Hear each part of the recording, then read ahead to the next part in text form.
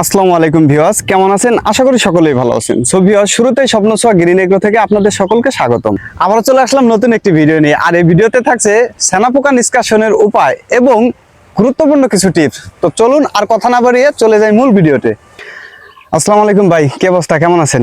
আলহামদুলিল্লাহ ভালো। যাক ভাই, আজকের ভিডিওতে আমরা দেখাইতে চাচ্ছি যে কৃষি ভাইরা যদি কোনোভাবে এই পাটের যে সমস্যার সম্মুখীন বর্তমান আমরা হইতেছি, তো ওই উপায়ের বিষয় নিয়ে দুই ভাই কিছু আলোচনা করব। যেমন আমরা এই পাটের বয়স মোটামুটি কয়দিন বয়স? 25 দিন। 25 দিন। তো আমরা কয়দিন বয়স আমাদের হইলে আমরা প্রথম স্প্রেটা করছিলাম? পাটের পাতা যখন 5 পাতা হয়েছে ওই সময় করা হয়েছে, 4-5 পাতা। আনুমানিক কতদিন হইতে পারে? আনুমানিক 16-17 দিন আগে করা হয়েছে। 16-17 দিন আগে। আমরা ওই 16-17 দিন আগে কি ওষুধ ইউজ করছিলাম ছানাপোকা নিষ্কাশনের উদ্দেশ্যে? ওই সময় করছিলাম আমি অরণ্য কোম্পানির ব্যাটাটিন। আর সেই ব্যাটাটিন হলো এই যে, আচ্ছা, অরণ্য কোম্পানির ব্যাটাটিন, এটা ইউজ করছিলাম। আর এর সাথে সাপোর্ট হিসেবে ইউজ করছিলাম মস্কো কোম্পানির হ্যালোটাস। মস্কো কোম্পানির হ্যালোটাস, আলহামদুলিল্লাহ। আচ্ছা ভাই, এই ব্যাটাটিন ঔষধটির কার্যকারিতা কি এবং কেমন হইতে পারে? এই ব্যাটাটিনের কার্যকারিতা যেমন এখানে আছে দুটি গ্রুপ। একটি গ্রুপ আছে অ্যাবাবেকটিন। অ্যাবাবেকটিন গ্রুপটা মাকড়ের জন্য কাজ করে, হ্যাঁ ঠিক আছে। আর বেটা সাইপারমেথিন, হ্যাঁ, মানে দুই গ্রুপ নিয়ে তৈরি। তো এটা মাকড় যাবে প্লাস ছানাপোকা যাবে, আলহামদুলিল্লাহ। তো এই মাকড় যাবে, এটা কিভাবে বুঝতে পারি? যেমন এই যে এই ওষুধটা ইউজ করার জন্য পাতের পাতা একবারে টান টান, কোনো ঘুষানো নাই, এবড়ো থেবড়ো নাই, ঠিক আছে। আচ্ছা ভাই, তাহলে এর পাশাপাশি এই যে হ্যালোটাস ইউজ করছি আমরা ব্যাটাটিনের সঙ্গে, এটা কিসের জন্য ইউজ করলাম? এটা শুধুমাত্র ব্যাটাটিন দিলেও তো কাজে আসতে পারতো। হ্যাঁ অবশ্যই ব্যাটাটিন দিলে কাজে আসবে। তার ভিতর পার্সেন্টেজ আছে, যেমন এটার সাথে হ্যালোটাসটা দিলে রেজাল্টটা বেশি আসে। যেমন যেখানে 80% ওইখানে 90%, মানে প্লাস পয়েন্টটা বেশি আসে। যাক আলহামদুলিল্লাহ। পোকাটা যেমন মারা যায়। স্টেপে দিয়েছিলাম কি ছানাপোকা নিষ্কাশনের জন্য ব্যাটাটিন এবং হ্যালোটাস, এটা ভালো কার্যকারিতা আমরা পেয়েছি। এবং মোটামুটি 16 থেকে 17 দিন বয়স হয়েছে, আমাদের গাছে পোকামাকড় নেই।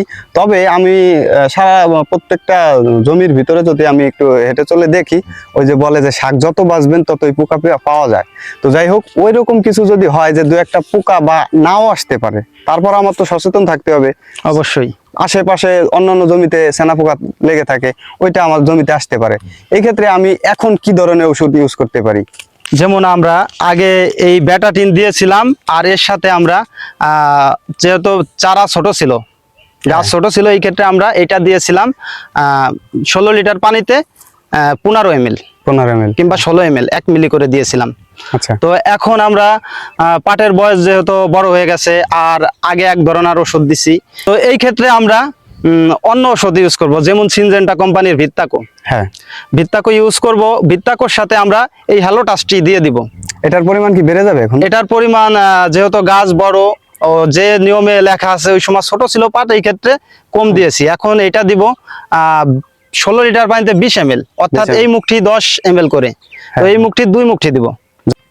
আচ্ছা, তাতে আমরা যা বুঝতে পারলাম যে এবার আমরা যে প্রথম ধাপে দিয়েছিলাম ব্যাটাটিন এবং হ্যালোটাস, দ্বিতীয় ধাপে আবার দিব হচ্ছে গিয়ে হ্যালোটাসের সঙ্গে ভিত্তাকো। এখন ভিত্তাকো দিলে আলহামদুলিল্লাহ আমাদের দ্বিতীয়বারের দিলাম দিয়ে পোকা নিষ্কাশন হবে, এটাই আমরা আশা করি। এরপরে কোনো ওষুধ কি প্রয়োজন আছে কিনা? ভালো ওষুধ ইউজ করলে 2 বার ইউজ করলেই আর প্রয়োজন পড়ে না। আচ্ছা ভাই, ওষুধের ব্যাপারগুলো তো শেষ আলহামদুলিল্লাহ, এছাড়া আর ওষুধের প্রয়োজন নেই, আমরা বুঝতে পারলাম। কিন্তু আমরা এই যে পাট বপন করছি, এটা বপন করার আগে মাটির নিচে কি ধরনের সারগুলো আমরা ইউজ করছি, এটা আমাদের দর্শক ভাইদের সঙ্গে একটু শেয়ার করব। তো বিষয়গুলো একটু আলোচনা করেন। এখানে আগে পেঁয়াজ চাষ করা হয়েছিল, পেঁয়াজের জমি। এই ক্ষেত্রে আমার এখানে প্রচুর খাদ্য আছে, যার কারণে আমি এখানে শুধু এমওপি সার, যেটা আমরা লাল সার নামে পরিচিত, পটাশ, ঠিক আছে, সেই পটাশ সার ইউজ করছি। আমার এখানে 25% জমি আছে, 25% জমিতে আমি 7 কেজি ইউজ করছি। আমাদের এই জমিতে যে আপনি পটাশ সার দিচ্ছেন, বললেন যে আমাদের এখানে কত শতক জমি? এখানে আছে 25% জমি। 25% জমি, তুলনামূলক আমরা সাধারণত নিয়মের ভিতরে আমরা পটাশ সার ইউজ করতেছি, যে এখানে 7 কেজি আইডিয়া করে দিয়েছি। তো আমি মোটামুটি যতটুকু জানি যে আমার প্রতিবেশী যে চাষিগুলা আছে এরা অনেকে আছে যে পটাশ সার ইউজ করে না সাধারণত, বা পেঁয়াজ চাষ করলে তো মোটেও করে না, আবার কেউ কেউ করে কিন্তু করলেও এই পরিমাণে সার ইউজ করে না। কিন্তু আমরা কেন ইউজ করলাম, এটার কার্যকারিতা কেমন কি হইতে পারে? এটা একটা গুরুত্বপূর্ণ বিষয়। যেমন পটাশ সারটা ইউজ আমরা কেন করলাম, আমাদের এখানে পেঁয়াজের জমি, হ্যাঁ তো এখানে এমনি মাটি অনেক উর্বরশীল, হ্যাঁ হ্যাঁ তো মাটি এমনি গতিবেগ মাটির বেশি, তো এই জন্য আমি দিয়েছি যে শিকড়ের সংখ্যা বাড়বে এবং পটাশ সারটা দিলে পাটটা একটু লাল কালারের থাকে। হ্যাঁ তো লাল কালার থাকে, আর পাটে পটাশ সারটা ইউজ করলে তিলা পড়ে, যেমন এই পাটের গোড়ে কালো কালো দাগ হয়, হ্যাঁ হ্যাঁ তো সিট এই সিট সিট সিট দেখা পড়ে। যায়। হ্যাঁ তো এই সিটটা দেখা যায় না এবং এই পাটটা খুব মানে দীর্ঘমেয়াদী অনেক দিন এবং থাকে। শক্তিশালী আঁশ মোটা হয়। আঁশটা বেশি হয়, আঁশের ভাগটা একটু বেশি হয়। যেমন আমরা এক কথায় বলি যে যেমন দেশি মুরগি আর পোল্ট্রি মুরগি। এটা একটা ম্যাজিক ভাই, এটা দারুণ একটা অপশন আপনি বলেছেন। যে আমরা কৃষি ভাইদের উদ্দেশ্যে আমরা বলতে চাই যে আমরা অনেকেই আসলে বুঝি না যে আমরা পাটের চাষ করি, আমাদের জমিতে দেখা যায় পেঁয়াজ, পাটের চাষ করার আগে যে পেঁয়াজ থাকে, এখন ওই পেঁয়াজের জমিতে তো প্রচুর পরিমাণে সার ইউজ করা লাগে। এখন আপনারা দেখেন যে আমরা ভাবি যে পেঁয়াজে যেহেতু প্রচুর পরিমাণে সার ইউজ করছি, এই জমিতে আমরা অন্য অন্য ধরনের সার ইউজ করার আর প্রয়োজন পড়ে না, এখানে আপনারা কোনো সার ইউজ করেন না। বিশেষ করে আপনারা অন্য ধরনের ডিআইবি বা ইউরিয়া এই ধরনের যদি সার ইউজ করেনও, বিশেষ করে পটাশ তো দেনই না। কিন্তু ওই ধরনের কৃষি ভাইদের আমি উদ্দেশ্য করে বলতে চাই যে আপনারা যদি আরো পেঁয়াজের জমি হয়ে থাকে, ওই জমিতে আরো বিশেষ করে বেশি পরিমাণে পটাশ সার ইউজ করবেন। কেননা আপনার ওই যে আমার বড় ভাই বললো যে জমির উর্বরতা বেড়ে যায়, আর জমির উর্বরতা বেড়ে গেলে গাছের গতিবেগ বেড়ে যায়, আর এই গাছের গতিবেগ বেড়ে গেলে ভাই আপনার পাটে তিলা পড়বে, প্রিটি মাস শিওর এটা পড়বে। আপনি কেউ বলতে পারবেন না যে আমার এইটা তিলা পড়বে না। তো আপনাদের এই বিষয়টা মাথায় রাখবেন অবশ্যই, এবং আপনাদের কাছে এমন রিকোয়েস্ট থাকবে আপনি পাটের ফলমান বাড়ানোর জন্য এবং পাটের আঁশ মোটা করা সহ পাটের বিভিন্ন রকমের যে একটা ওর গতিবেগ শক্তিশালী, আমার মূলত পাট চাষ কিসের জন্য করা যায়, আমি একটু বেশি ফলমান পাবো, আমি বেশি অর্থ উপার্জন করবো। এগেনস্ট আপনি একটু বিকল্প কিছু ভাই অ্যাড করেন, ইনশাল্লাহ আশা করা যায় এর থেকে আমরা আগে যা পেতাম তার থেকে ভালো কিছু পাবো ইনশাল্লাহ। তো বন্ধুরা, আমরা এত সময় যে বিষয়টি নিয়ে আলোচনা করেছি, এই ওষুধটা আসলে কার্যকারিতা কিনা এই বিষয়টি জানার জন্য আমরা চলে যাব আমার প্রতিবেশী এক মামুর কাছে। তো চলুন আমরা চলে যাই, ওনার বিষয় উনি এই বিষয়টি নিয়ে কি বলে। আসসালামু আলাইকুম মামা, কি অবস্থা, কেমন আছো? আসসালাম মামা, ভালোই আছি মামা। যাক, কি অবস্থা তোমার? এই পাটের কন্ডিশন কেমন? এই পাটে আমার পাঠে তো মিয়া ফোক লাগছিল, জমসা লাগা মিয়া। তারপরে কি পোক লাগছিল? ও কই সেনা ফোক। আচ্ছা, সেনাপোক নিষ্কাশনের জন্য তুমি কি ওষুধ দিছিলা?